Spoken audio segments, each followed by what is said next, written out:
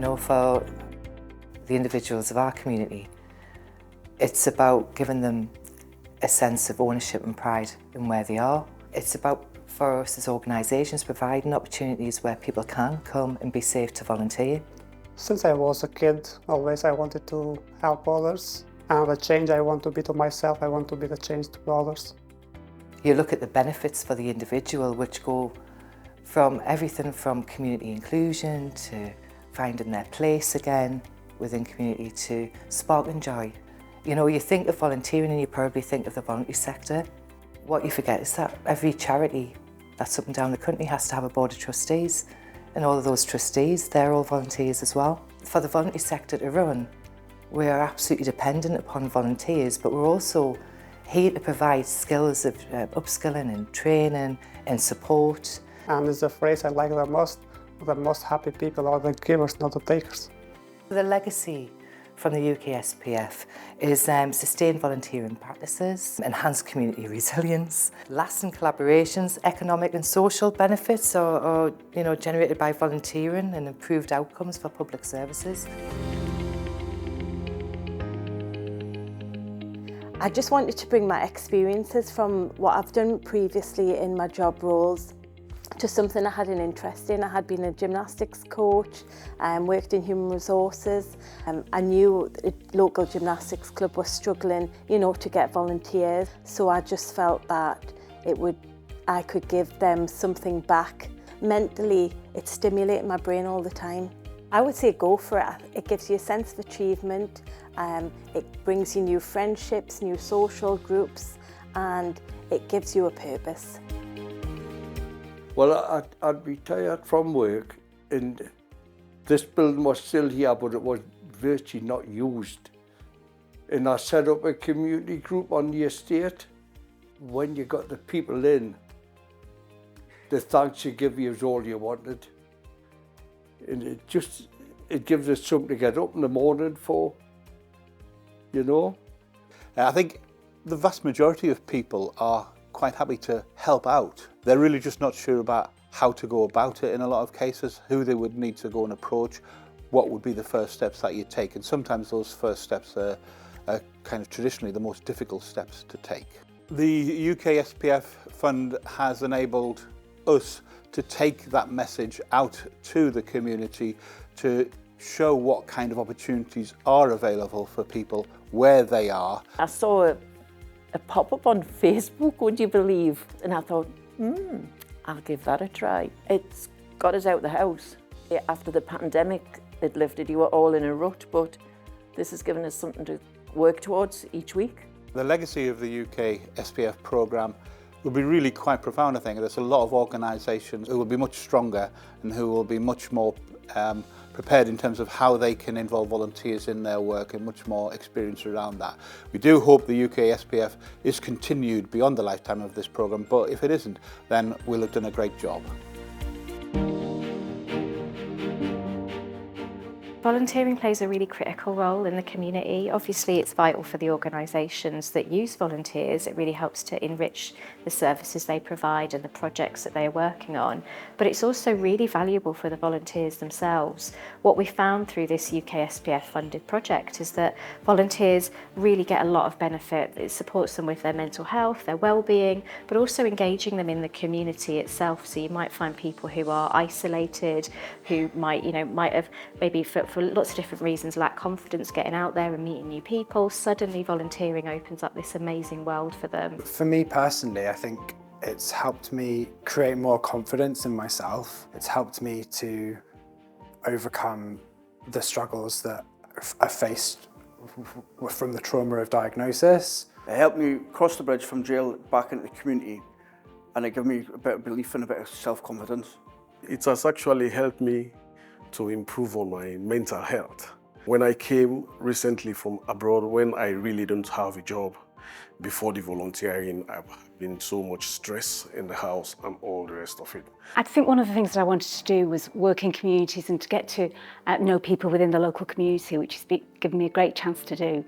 The group that I run is a women's story group, and we work with older ladies who come into the group, and we use a storytelling basis to tell stories about our lives, about our experiences, about people's histories. So I was working in a cafe with current and ex-prisoners, just mainly engaging with them and just learning about their experiences throughout life, and it's taught me how childhood experiences mainly can nurture an individual's personality and how they behave and things like that, and the opportunities that we need to provide to these people so they don't reoffend and things like that. When I left work, obviously it was a big change in my life, and what I decided to do was volunteer for a military charity, which has been absolutely wonderful. I've really enjoyed doing it. I've met a lot of people, a lot of very different people from different backgrounds, which I think in a way has enriched me as well as a person. I think every week it just makes me a better person in myself, and there's no better feeling than when you've helped somebody by having a 20-minute conversation with them. The only thing I do in here really is work with the homeless people. I just sit beside them, speak to them, find out how they're doing, find out if they need medical help.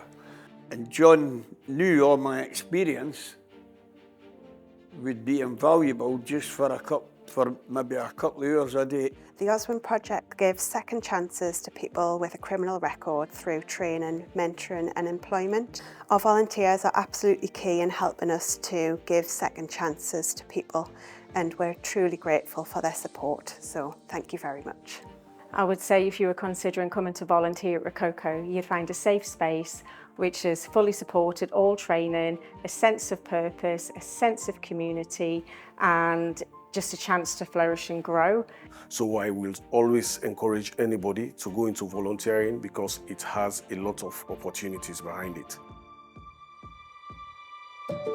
So basically, ever since I left college, I wasn't sure what to do after that. So I thought by becoming a volunteer, I could be useful to the community and helping other people.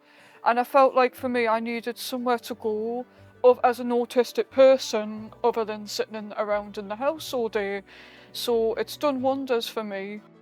I thought out at first I was never going to find a shop that would accept me for who I am with my learning disability, but it's nice to feel part of a community where you're accepted, and I feel like I wanted to break the barriers of society to say anyone can achieve anything.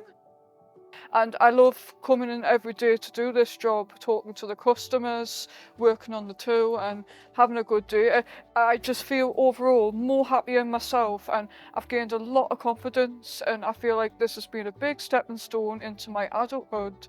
So yeah, give it a go, you're going to love it. So the UK Shared Prosperity Fund project has really enabled us to strengthen volunteering within our community. So we've been able to go out and about and visit organisations to make sure that they're in a healthy and a productive place to take on board and sustain volunteering in their organisation. As lead partner on the UK Shared Prosperity project, one of the real benefits for us have seen that strength in collaboration. But as well as that, it's been really useful to help us to get out in the community to open up opportunities for people who might not have been able to access volunteering in the past. The legacy of the programme, I think, will be the strengthening of volunteering within the community. So I think strengthening organisations who use volunteers to make sure that they can sustain the volunteering within their organisation. Volunteering it's lots of different things to different people. So it could be a way into work to develop skills and employability. It could be a way to get out of the house, to build confidence and make friends. For asylum seekers, it's a way to develop life and community in a new environment and to get out of the hotel rooms. Well, my reasons for being a volunteer is I had two family members that Marie Curie looked after quite well on my yard. And ever since then, you know, I've wanted to sort of like pay something back to Marie Curie, and I thought this is the best way to do it, you know, by volunteering. Part of my role for the volunteering is going out into the community, obviously with me fundraising and collecting cash for the hospice, and I met some really wonderful people, you know, some sports personalities, people from the media, and I just love the job, you know, love it, I get a right buzz out of it. One of the most memorable things for me was a drop-in session we held at a job centre in Byker, and we were there to talk to people about volunteering. And as the morning went on, more and more people were arriving, and the queue was getting longer and longer, such that we had to have our own waiting area with our own dedicated staff member to manage the queue. That just showed to me the potential that volunteering has to provide people what they need and help them to get into work. I wasn't a very confident person before I started doing this role. I've met so many people and talking on different levels, it's actually built me confidence up no end. So we've worked really hard across the region to develop roles that will support as many people as possible into volunteering. But we really hope that people will be actively thinking and looking to do volunteering going forwards. The UK SPF programme has really opened the door for more people to get into volunteering, and we hope that in that way it's going to respond to the needs of local communities across the region. Well, I was keen to sort of give back to the community and use my skills, I suppose, to make a bit of a difference. It gives you a real sense of achievement, actually. There's something lovely about just giving your energy to something. At the Key, that we wouldn't manage without our volunteers, and volunteers do give more opportunities for the young people. So with the UK SPF programme, we have managed to gain and support more volunteers. It's really fulfilling, and you'll get to meet some lovely people. You're usually on a panel with one other person. You get some fantastic training, so you feel very prepared to go into it, and very supported by the staff at Key. When young people organise activities for themselves and are part of social action projects, it's like a positive cycle that helps young people to become active citizens and valued members of the community. I'm at the friendly port of Amble today, at the Puffin Festival. It's a celebration of puffins, of course, but I think it's also a great opportunity to celebrate the work that the volunteers of Amble do in the community. The reason I'm here is that I'm supporting the Amble Youth Project, trying to get more volunteers attracted to the work that the Youth Project does. Being a trustee makes sure that I know what's going on in the community, and I love working with the young people to watch them grow. I think anybody who comes along as a volunteer can offer lots of different skills. UK SPF funding is available for people like me to come out, try to encourage volunteering and try to help improve the work of volunteer groups, helping them with policies and procedures and so on. And that's perhaps one of the lasting benefits of the work. So long after I've left, there will be more volunteers engaged in activities in local communities, and there'll be organisations which are just a little bit stronger and more able to do the good work in places like Amble.